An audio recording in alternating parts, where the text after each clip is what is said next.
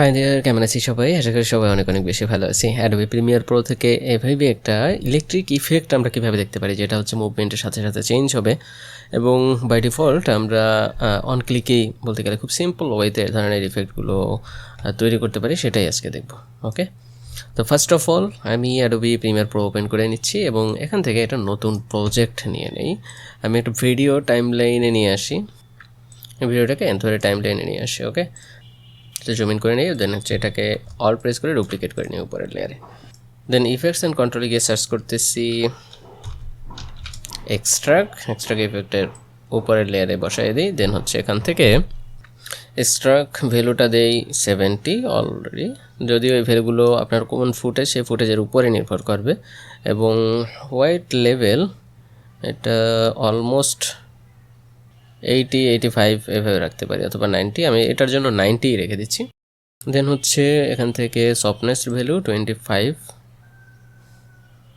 Okay, 25 is enough for this footage. Okay, then হচ্ছে আমরা এখান থেকে ফাইন ডেজ ব্যবহার করতে পারতাম, বাট এটা আমাদের কন্ট্রোলিং ক্ষমতা বেশি ভালো হতো না এই ভিডিওর ক্ষেত্রে। আমরা এখন এখান থেকে এই যে উপরে ভিডিওটা সিলেক্ট করবো এবং এখান থেকে অপাসিটি নর্মাল থেকে স্ক্রিন করে দিই।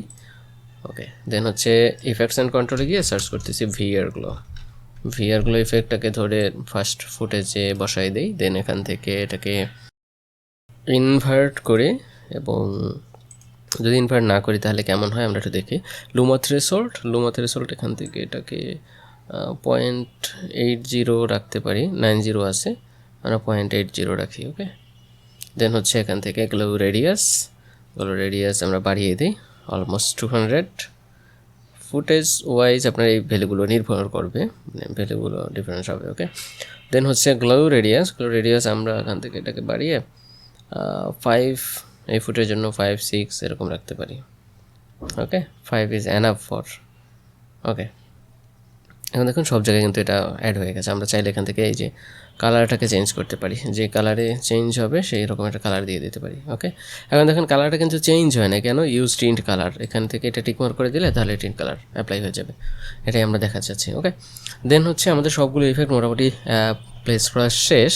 দেন হচ্ছে আমরা এখান থেকে এটাকে অপাসিটিতে গিয়ে এখান থেকে একটা পেন টুলের মাধ্যমে আমরা ড্র করতে পারি, অথবা বাই ডিফল্ট আমরা একটা শেপ নিতে পারি। এটা শেপটাকে নিয়ে প্লেস অনুযায়ী বসাই দিতে পারি। ওকে, আমরা এটা বসাই দিই, কতটুকু বসবে এই যে এখান থেকে গিয়ে আমরা এই প্লেস অনুযায়ী বসাই দিতে পারি।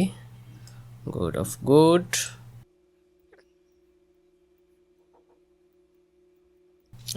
দেন হচ্ছে মাস্ক ফেদার, এটাকে বাড়াই দিই আই থিঙ্ক, যাতে আমাদের একটু প্রিমিয়াম লাগে আর কি। ওকে, এটাকে একটু বাড়াই নিই উপরে। Good is enough, good I think এটা পারফরমেন্স হবে। দেন এখান থেকে যে প্রথম ফ্রেমে রেখে, মানে একেবারে শুরুর পজিশনে রেখে, ভিডিওটাকে শুরুর পজিশনে রেখে আমরা এখান থেকে অ্যানিমেট করতে পারি। এখান থেকে মাস্ক প্যাথ, দেন হচ্ছে এখান থেকে অ্যানিমেট করলে আমার পুরো প্যাথটা অ্যানিমেট হয়ে যাবে। ওকে, আমরা একটু দেখি যে আমাদের অ্যানিমেশনটা কেমন হয়েছে আর কি।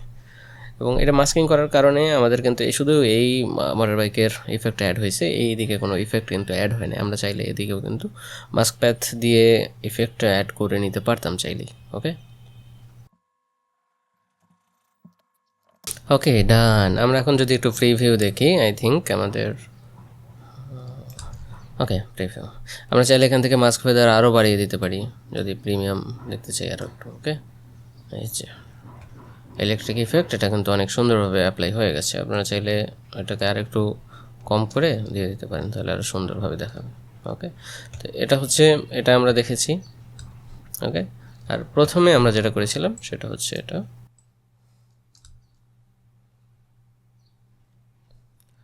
দুই রকমের ভ্যালু দিয়ে করা হয়েছে। ওকে, বাই ডিফল্ট একই রকমের আর কি। আপনারা চাইলে যে কোনো ফুটেজ ধরেন এই বাইকটাকেও নিয়েও করতে পারতেন। ওকে, তো আজকে পর্যন্তই, দেখাবে পরবর্তী কোনো ভিডিওতে। সে পর্যন্ত সবাই ভালো থাকবেন। Thank you so much, stay with us.